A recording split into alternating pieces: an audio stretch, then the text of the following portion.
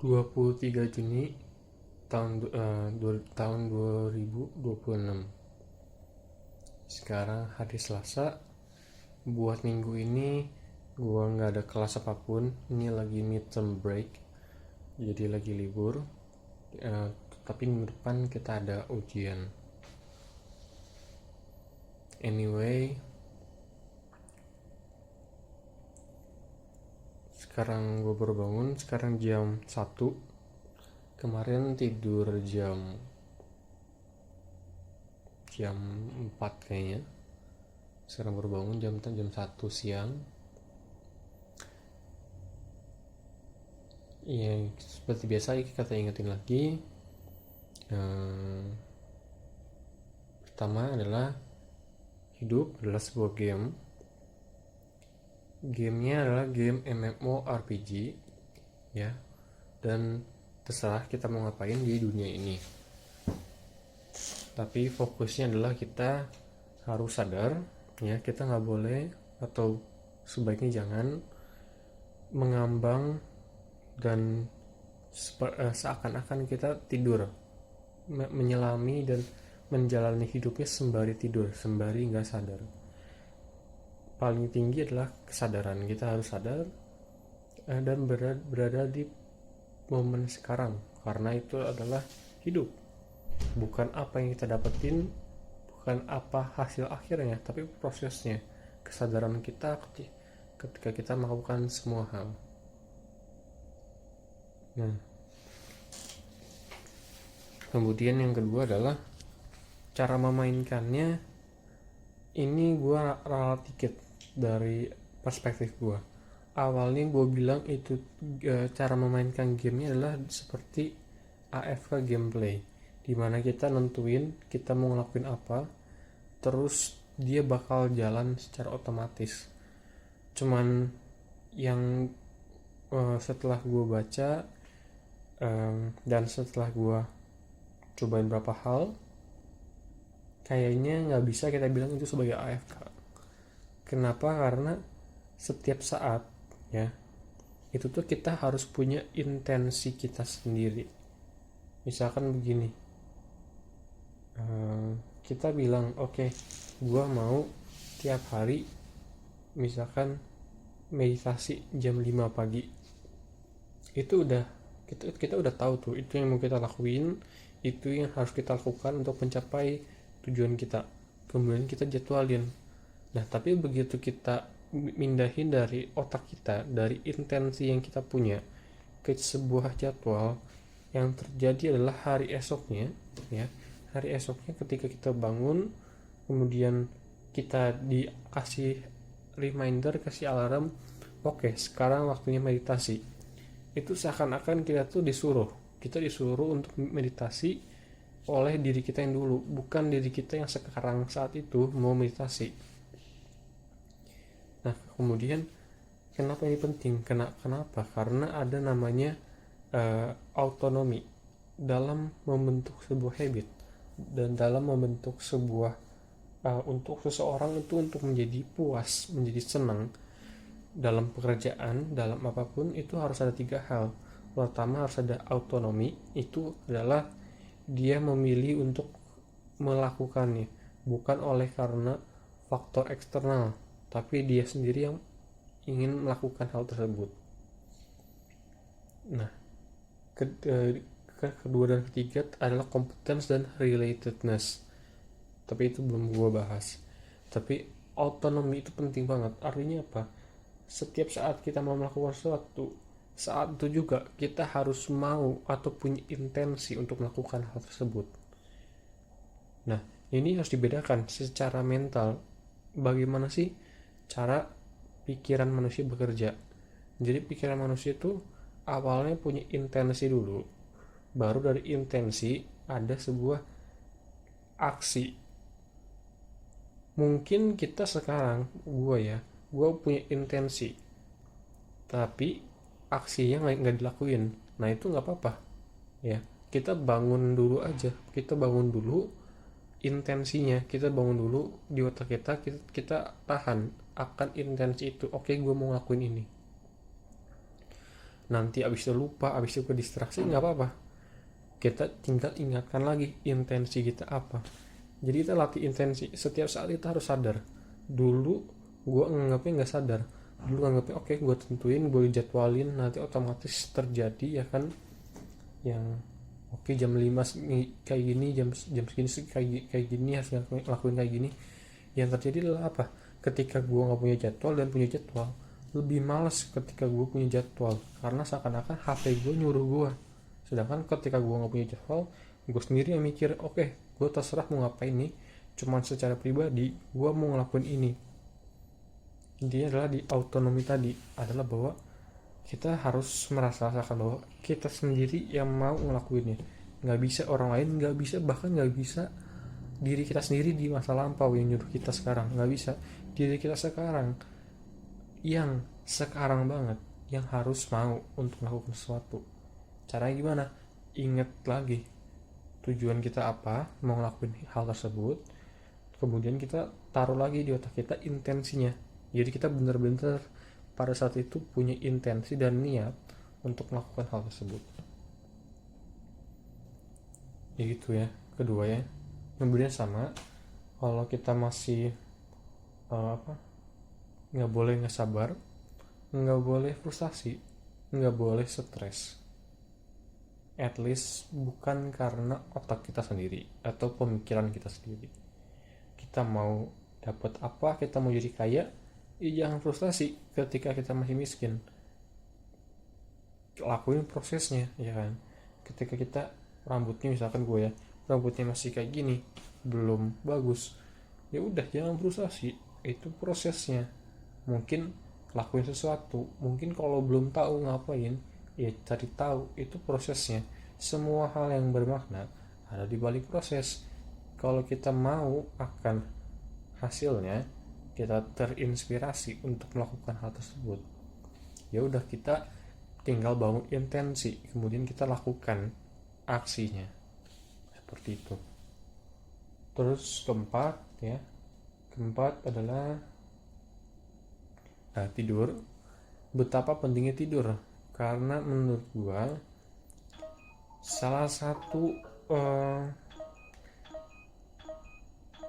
sistem dari game dunia ini adalah tidur ya. Tidur itu dia ngeriset otak kita.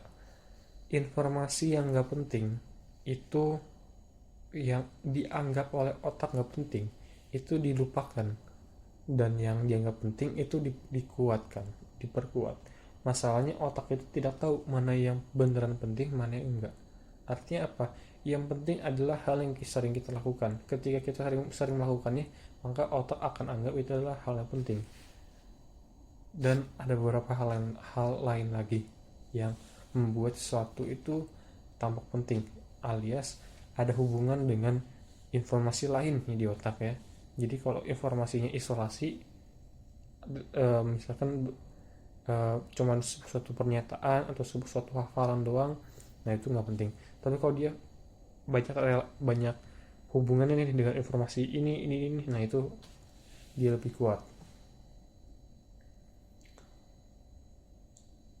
Jadi tidur penting karena dia ngeriset otak ya, ngeriset otak, memperkuat apa yang sudah kita lakukan kemarin. Kita lakukan sesuatu, ketika habis itu kita tidur, yang nggak penting dibuang, jadi otak kita kosong lagi nih, harus diisi lagi. Nah tinggal kita setiap hari intensinya mengisi dengan yang benar ya. Jadi kita isi yang benar tiap hari aja, kita isi, lama-lama kita menjadi orang yang benar gitu. Nggak usah kita effort gimana banget, asal kita tekun ya. Mekanisme tidur ini bakal membantu kita untuk mencapai goals kita. Makanya setiap video gue mulai dengan seperti ini.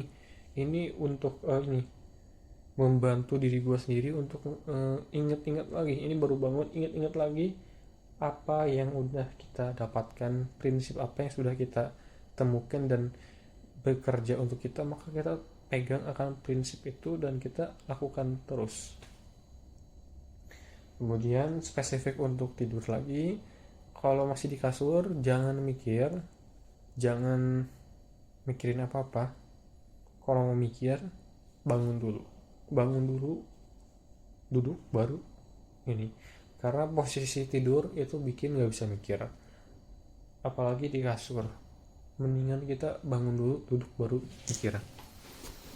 Itu akan bagus untuk dua arah. Arah pertama adalah kita jadi nggak tidur lagi. Arah kedua adalah kita tidak terbiasa atau kita tidak membiasakan diri untuk berpikir selagi masih di kasur. Kalau kita membiasakan diri untuk berpikir selagi kita masih di kasur, hasilnya apa? Hasilnya adalah kita jadinya mau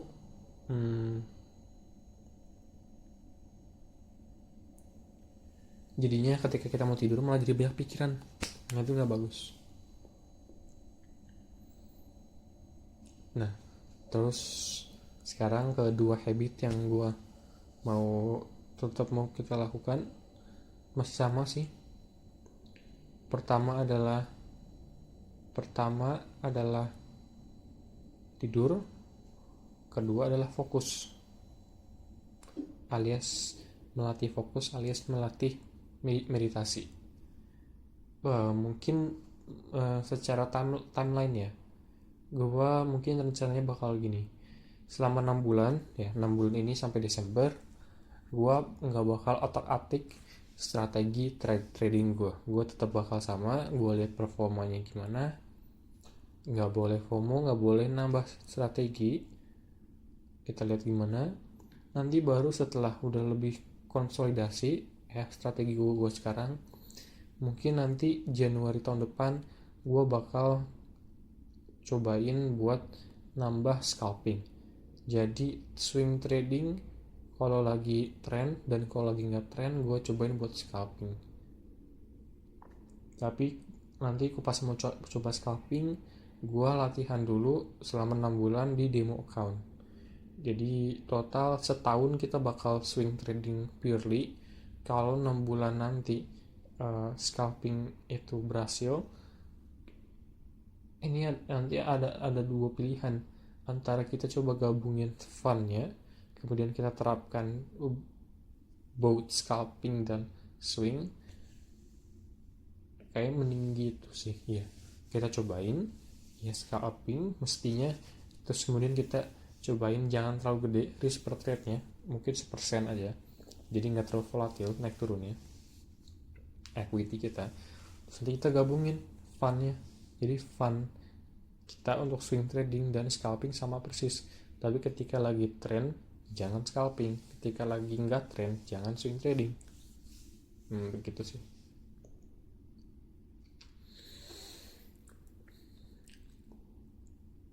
Oke, segitu aja.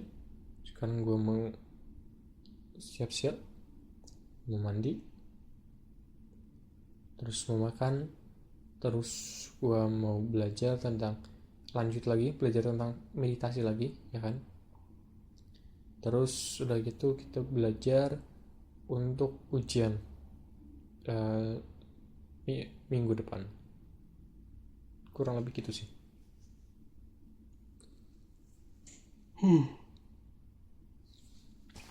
Oke.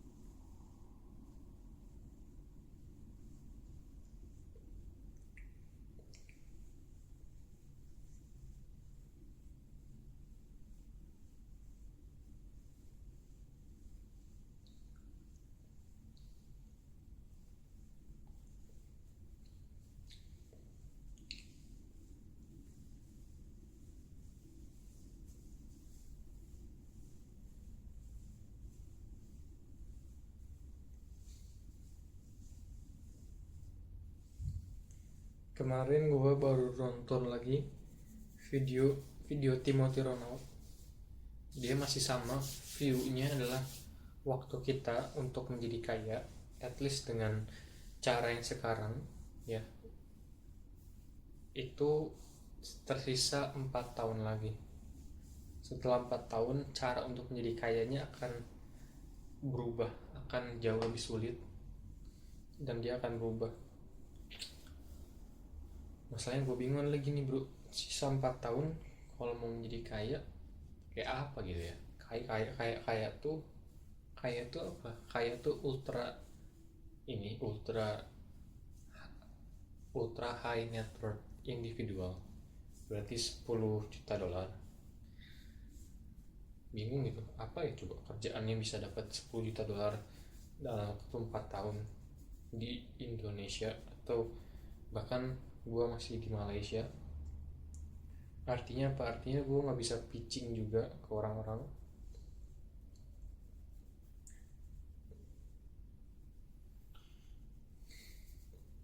Jadi jatuhnya ke gue balik lagi ke trading sih, paling paling possible ya kalau buat gue. Mungkin ini gue nggak tahu juga, gue nggak tahu apakah gue bisa ngeskalain forex, trading forex sampai segede itu ya, sampai ada gue lihat orang luar negeri ya, dia dapat sekali trade tuh dapat 30 juta dolar bro. Nah gue nggak tahu bisa nggak secara, bukan secara skill tapi secara fundamental, bisa nggak gue dapetin segitu dalam satu trade tuh. Liquidity-nya bisa nggak, brokernya ada nggak broker yang terpercaya. Nah itu gue nggak tahu. Tapi menurut gue kalau targetnya ya adalah mendapatkan 100 juta Indonesia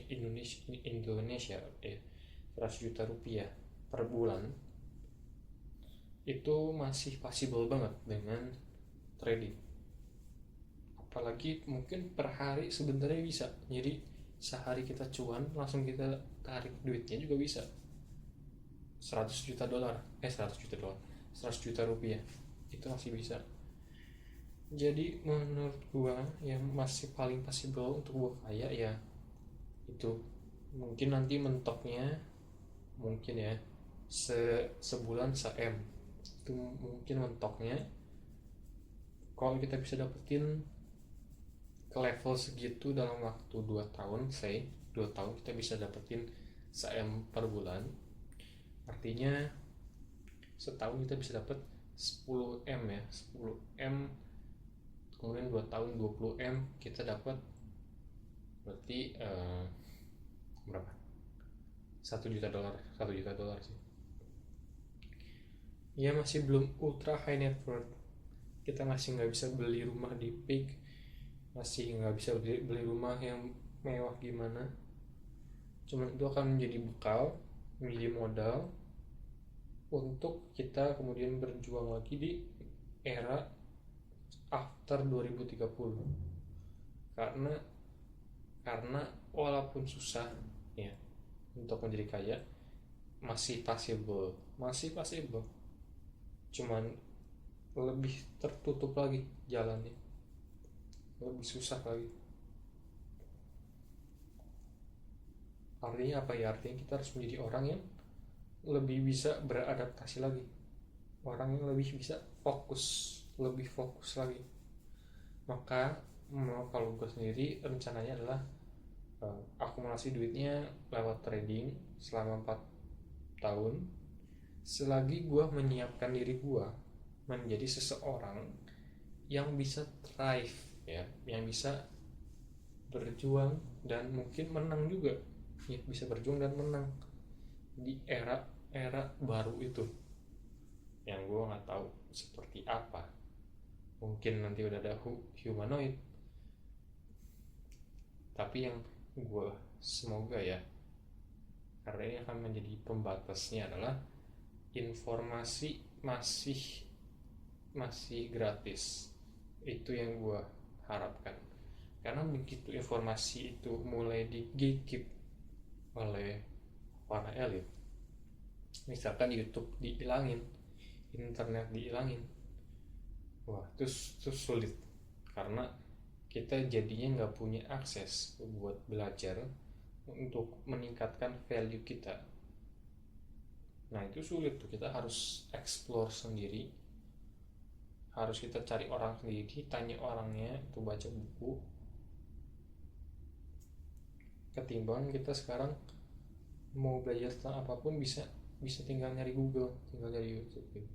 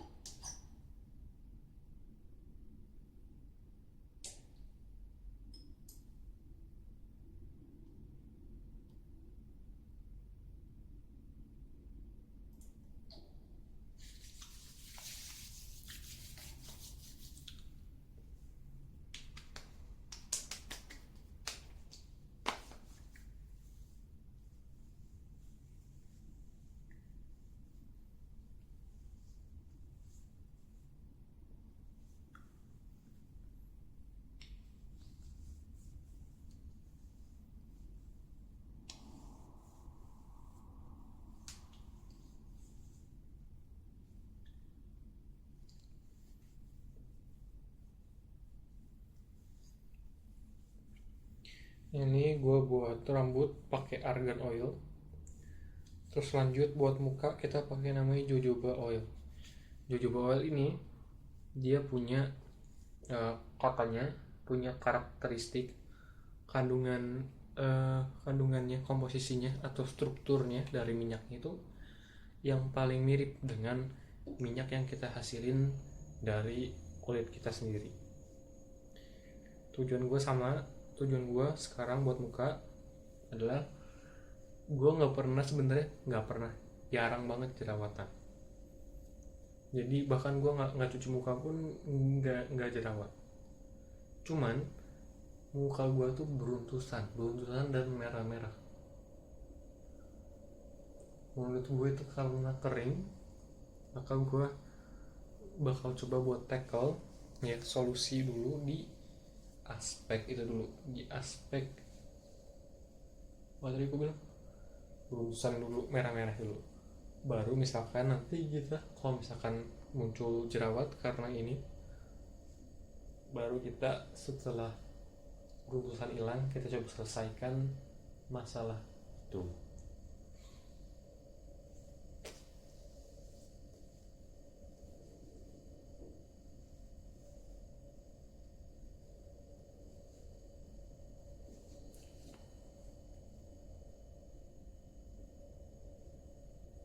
Ya sekarang kita mandi. Oke, kita sudah mandi. Sekarang jam 3:30, udah mandi dan lain-lain. Sekarang kita mau pergi makan. Cus. Sekarang jam 6:30. Tadi pas kita habis balik ke sini ke dom, kita main ML dulu. Kenapa? Karena nggak tahu, karena males buat belajar ya, begitu. Jadi kita masih belum tahu ya solusinya gimana ya. Cuman sekarang kita coba buat, yaudah aja kita sekarang punya intensi untuk belajar, terus yaudah langsung aja punya intensi dan tahan intensinya. kemudian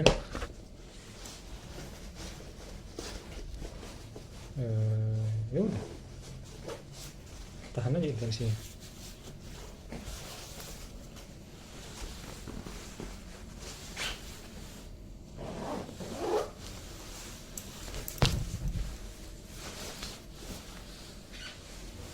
Terus cara buat bikin jadi mudah gimana?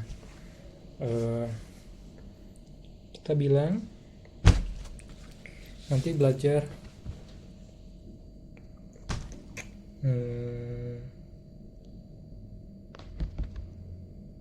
apa ya? Nanti belajarnya 3 menit aja. Balik 3 menit doang. Apa nggak usah pakai gitu-gituan lagi ya? Bingung juga sih, masih perlu nggak sih kayak 3 menit aja, karena nggak tahu juga perlu nggak. Selama ini sih nggak efektif, cuman katanya perlu karena untuk memulainya. Tapi sekarang itu udah mulai, berarti next time kita mau mulai, kita ada intensi nih, langsung bilang intensinya apa yang butuh dilakuin 3 menit gitu. Nah boleh tuh. Kalau sekarang gue udah keburu pakai willpower buat mulai, udah mulai sekarang tuh, gue nge-record tuh udah mulai. Next time ketika gue belum mulai, masih di kasur atau di mana, kita pakai intensinya. Oke, misalkan pakai tas aja dan rekam video gini aja. Nah itu udah mulai. Terus kalau udah mulai ya udah lanjutin aja. Terus apa? Lanjut aja.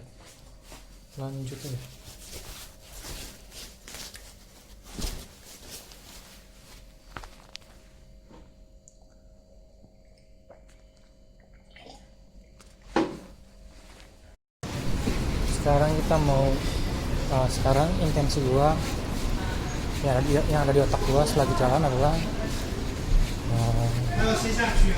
belajar meditasi. Itu aja yang gua pikirin, adalah belajar meditasi. Ini lagi di Canopy Walk menuju library-nya kampus gua.